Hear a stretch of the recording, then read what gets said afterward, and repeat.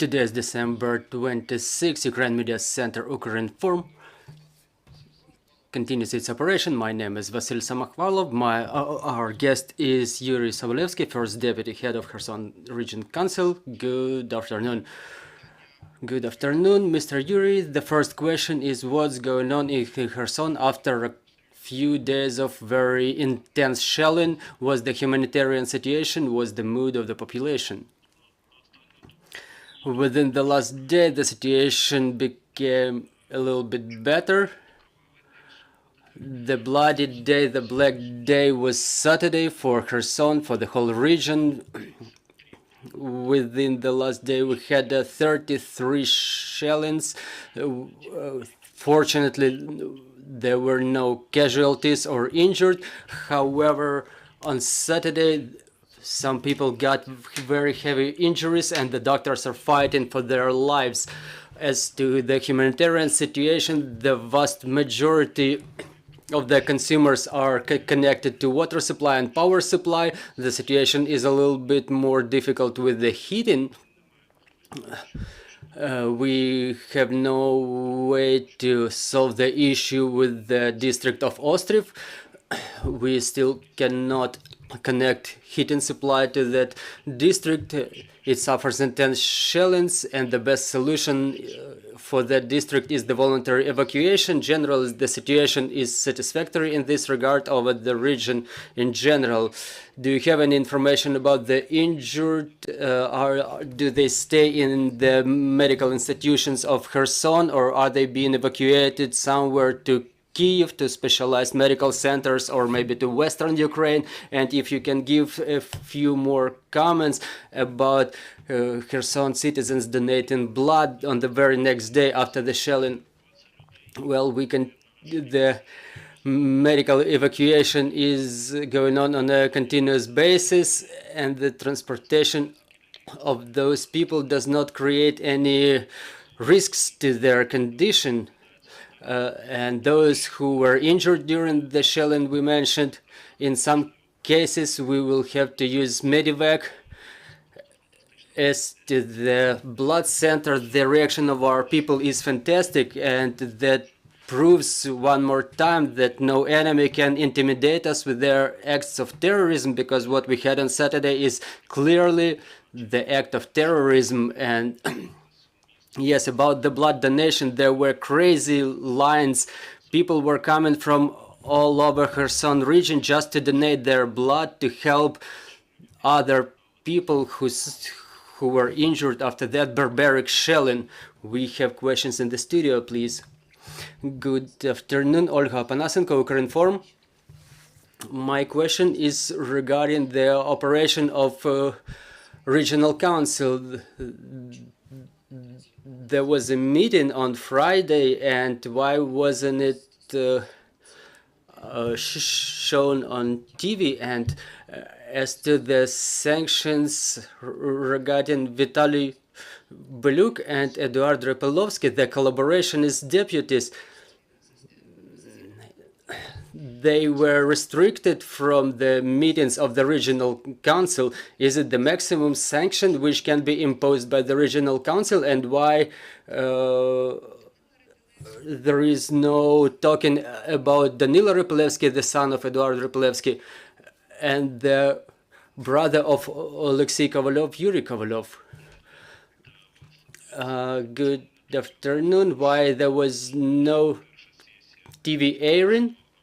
Because it was only the first session of the regional council. I mean, the full-fledged session. We had Zoom when we were taking resolution on non-recognition of any referendum in Kherson region. That was on the very next day after the session.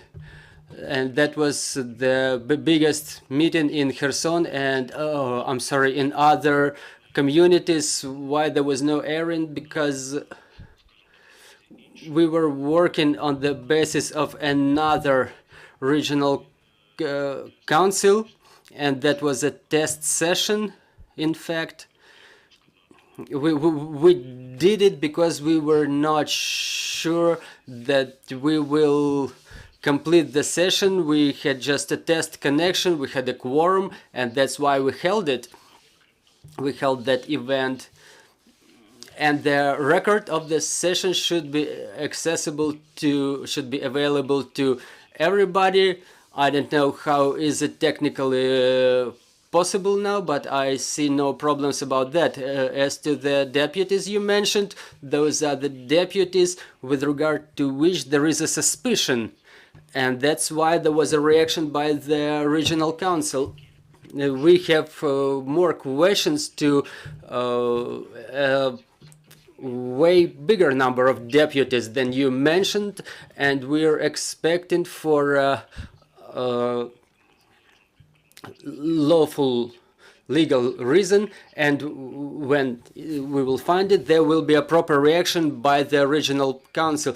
In continuation of the question of my colleague, as to the capability of the local communities and the regional communities, the regional council, theoretically there may be a situation when there is no quorum. Was the situation currently, was the humanitarian situation in the region, and was the situation with the manageability of those communities? There are many villages and towns, many communities who suffer destructions and severe damage. As to the deoccupied part of our region, in fact, the humanitarian support is available in every community. There is a situation is different in different communities. Somewhere the damage of or destruction of infrastructure is 60 to 70%. The orcs destroyed the power transportation substations or hospitals or other infrastructure installations. But Kherson Gas and Obelenерgo are working on solution of those issues with the support of the military administration, because no business or no enterprise can currently fulfill those functions. There is a coordination with the state emergency service because of the need for demining. Also, the humanitarian aid is forwarded not only to Kherson but also to other communities. And there is something going directly to the communities, and in part the humanitarian aid is coming to Kherson and then being distributed around the communities, but that work is being organized by the military administration. As to the local governance in the communities, first of all, my opinion, I will tell you my opinion why the regional council session was necessary, is to express the policies of the local governance about the deportation of our citizens, about the pillaging of our museums, libraries, about the pillaging of our cultural values, and those appeals will be sent to international organizations, and it has a meaning for them, because we cooperate with them, we coordinate the activities with them. Their representatives come to Kherson, they inspect our museums, and they communicate with our specialists. That's why I'm sure that those appeals will be of help in terms of bringing the war criminals to liability, I mean the Russian Federation, and return of our cultural values to our museums.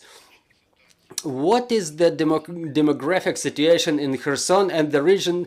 Do people leave or are people coming back?